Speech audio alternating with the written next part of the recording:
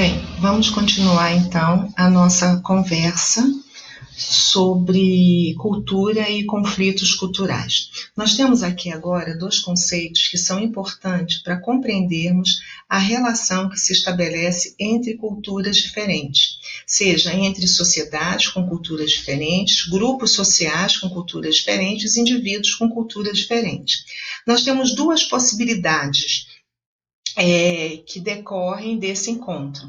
Nós temos uma possibilidade que é o etnocentrismo, ou seja, quando um grupo humano, quando uma sociedade considera a sua própria cultura como parâmetro para avaliar todas as demais culturas, né? É a referência a partir do qual será identificada a diferença.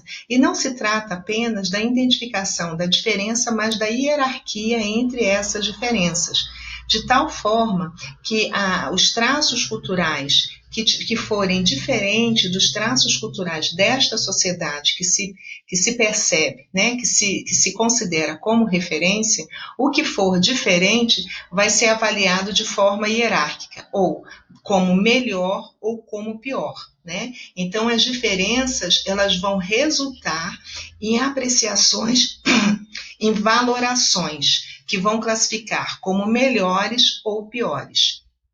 E uma outra possibilidade é a alteridade, ou seja, a prática da alteridade. E essa prática da alteridade diz respeito ao reconhecimento das diferenças. Nós podemos falar isso em três movimentos. O primeiro movimento é o reconhecimento do outro, do alter. Alter quer dizer outro, né? Então é o reconhecimento do outro, ou seja, atribuir qualidade, reconhecer a qualidade, a condição de ser outro, daí a alteridade. Então veja bem, o que é diferente simplesmente é outro, não é diferente em relação a mim, não é diferente em relação à minha cultura, né? A minha cultura, a minha sociedade ou uma outra sociedade deixa de ser parâmetro para identificar a diferença. Então, o primeiro movimento é o reconhecimento do outro. O segundo movimento é o reconhecimento do direito do outro ser diferente. Então, o outro não é uma parte melhorada ou piorada de mim, né? Não é aquela frase, ele sou eu amanhã. Não, simplesmente é um outro que tem características que são próprias, que são específicas. E por isso é diferente. É diferente porque é específico de si mesmo e não diferente porque é uma variação de mim.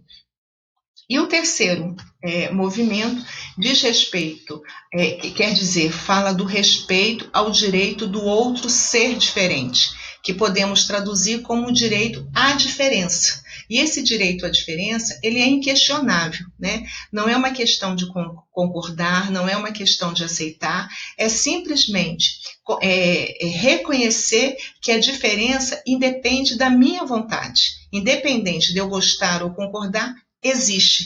Esse outro existe, ele é específico e ele tem o direito de ser específico, né? É isto que significa a alteridade. E a alteridade também, ela é um princípio normativo da diversidade cultural, ou seja, ela é o fundamento para que possamos reconhecer a diversidade cultural. E quando falamos em diversidade cultural, nós não falamos da existência de culturas diferentes. Nós falamos que as culturas são marcadas, né, numa sociedade, a cultura dessa sociedade ela não é singular, ou seja, não há uma universalidade de traços culturais, mas é um conjunto de vários traços culturais específicos. Vou voltar a isso mais adiante.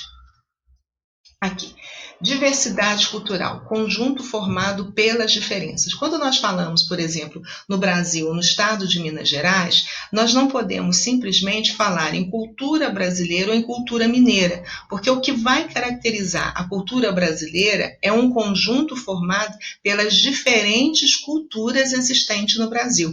É esse conjunto que confere a singularidade, ou melhor, a especificidade do Brasil, né? E nenhum outro outro lugar do mundo nós temos esse conjunto, um conjunto formado pelas diferenças que nós temos. O mesmo podemos aplicar a Minas Gerais, né? Minas Gerais, a cultura mineira, ela é formada pela diversidade cultural.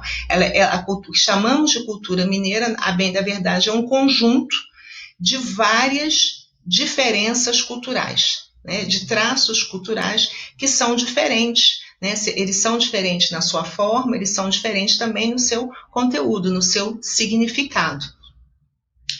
Quando falamos em difusão cultural, né, falamos anteriormente que a alteridade é o princípio normativo da diversidade cultural, e quando falamos em diversidade cultural, nós estamos falando, né, que não se trata apenas do espalhamento da cultura, da disseminação da cultura, mas da adaptação de traços culturais, né, nas diversas sociedades a partir das suas necessidades específicas. Então, veja só, quando nós falamos anteriormente sobre determinismo geográfico, nós fizemos menção aqui que o determinismo geográfico não existe, e o que existe, na verdade, é a difusão cultural, ou seja, é a assimilação de traços culturais que em determinada sociedade vai ser adaptado às características, né, que são características culturais, ambientais, econômicas, políticas, para atender a necessidades específicas. Vamos dar o exemplo do uso de chapéu, né? É muito comum em Piauí e nas cidades ao redor nós visualizarmos, né, de virmos homens usando chapéu, né, chapéu na cabeça durante o dia. Isso remete a gente à ideia de que esses homens desenvolveram esse costume por causa da vida na roça, né, cuidando da horta, cuidando da agricultura, cuidando do rebanho, para se proteger do sol. Então os homens usavam esse chapéu. Podemos imaginar, então, essas pessoas que usam chapéu na cidade, elas usaram anteriormente na roça, ou elas continuam usando e adquiriram hábito. Ok, é plausível, né? É pertinente pensar assim. Mas e quando nós vemos homens usando chapéu nas cidades maiores, e usando chapéu à noite, quer dizer, homens que não são agricultores, não são pecuaristas, homens que não têm nenhum vínculo com a roça, com a área rural, mas que à noite não vão se proteger do sol, mas que faz parte de um estilo de vida, faz parte do seu vestuário, né? Faz parte do seu padrão cultural. Então, nós vamos ver, né, que houve a difusão, houve essa disseminação do uso do chapéu, mas que em cada sociedade vai atender as características daquela sociedade e também as necessidades. De um lado, proteger, né, da incidência dos raios solares, do outro, para compor o seu visual, né, compor o seu estilo, né, compor o seu guarda-roupa. Então, a isso chamamos de difusão cultural. Vamos falar agora sobre conflitos culturais. Antes de falarmos de conflitos culturais, nós precisamos entender essa concepção de conflitos. Quando nós falamos em conflitos, não necessariamente nós estamos falando de conflitos bélicos, né? Quer dizer, de conflitos em que há um embate físico entre os indivíduos. Nós estamos falando da disputa, de uma disputa entre narrativas, de disputas entre verdades, da disputa de poder, na disputa de status, né? Que são elementos que estão em situação de oposição, em que nessa disputa um elemento para prevalecer, né, para se autoafirmar, ele vai desqualificar o outro elemento, né, o seu opositor. E esses conflitos, eles podem ficar latentes para sempre, ou seja, ficar escondidos, né, ficarem submersos e a qualquer momento se revelar. Ou eles podem continuar latentes, né, porque as pessoas não conseguem perceber que as relações sociais, né, que são afetadas por esse conflito, ou melhor dizendo, as pessoas não conseguem perceber que suas relações sociais são afetadas por esse conflito. Então, o primeiro conflito que eu quero falar aqui são os conflitos étnico-raciais.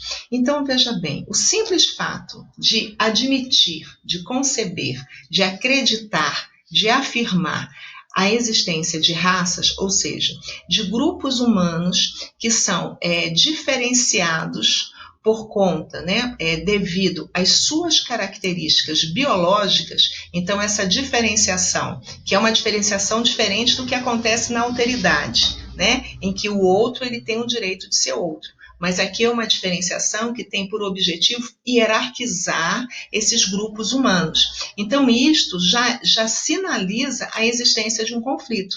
Porque, veja bem, a diferenciação se estabelece a partir de qual parâmetro? Qual é o grupo humano que considera a si como parâmetro para identificar outros grupos como diferentes? Qual é o grupo humano que considera a si como parâmetro para estabelecer valores, né, e hierarquizar esses grupos humanos?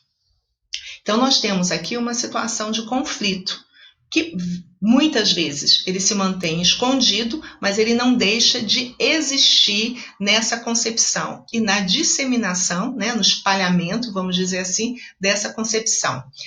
O outro aspecto é que, ao identificar, né, ao distinguir esses indivíduos a partir das suas características étnicos, quer dizer, culturais e raciais, biológicas, né, nós temos uma situação de diferenciação, de hierarquização e, portanto, de discriminação. Por quê? Porque essa hierarquia, né, essas posições hierárquicas vão definir posições sociais, posições que os indivíduos ocuparão na sociedade, né? A isso nós chamamos racismo social. Então, veja bem, quando nós falamos de racismo no Brasil, nós estamos falando de um conflito cultural, né? Um conflito cultural étnico-racial. Né? Grupos humanos que são classificados, são hierarquizados, são discriminados a partir de parâmetros que não são legítimos, né? Porque é um grupo que atribui a si próprio essa primazia, essa prerrogativa de classificar e diferenciar os demais. Portanto, né, esse julgamento, essa apreciação, né, essa valoração que são produzidos na sociedade, né, ela baseia-se muitas vezes no preconceito e desdobra-se em atitudes discriminatórias.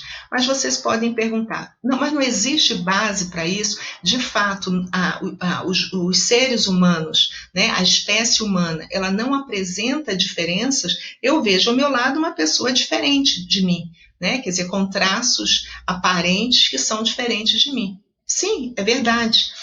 Tanto é verdade que no final do século passado foi feita uma pesquisa mundial, uma pesquisa internacional. Nós tivemos aqui no Brasil o professor Sérgio Pena, da Universidade Federal de Minas Gerais, ele é professor da Escola de Medicina, participando dessa equipe internacional. E qual era o objetivo dessa equipe internacional? O objetivo era fazer um mapeamento dos genes humanos, ou seja, identificar todos os genes que pertencem, ou melhor, todos os genes que existem, né, entre humanos.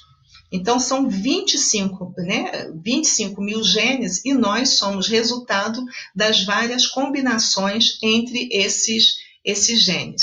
E uma das conclusões dessa pesquisa foi demonstrar que o que nós temos de aparentemente diferente, é isso que a gente vê, né? Cor da pele, textura do cabelo, formato do nariz, tamanho da boca, tamanho da orelha, né? Formato do corpo, isso corresponde a uma fração insignificante da totalidade dos genes humanos. Traduzindo, nós somos 99,9% semelhantes do ponto de vista genético. Nós compartilhamos, todos nós, em 99,9% dos genes.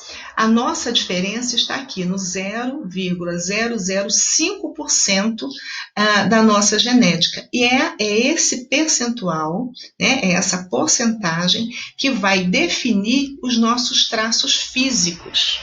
Então, veja bem, entre mim e qualquer um de vocês, a diferença só pode ser cultural, porque biológica, porque genética, ela não existe, ela é insignificante. Então, o que de fato e de verdade distingue os grupos humanos é a cultura, são os traços culturais que estes grupos humanos desenvolvem, que esses grupos humanos produzem, que esses grupos humanos transmitem.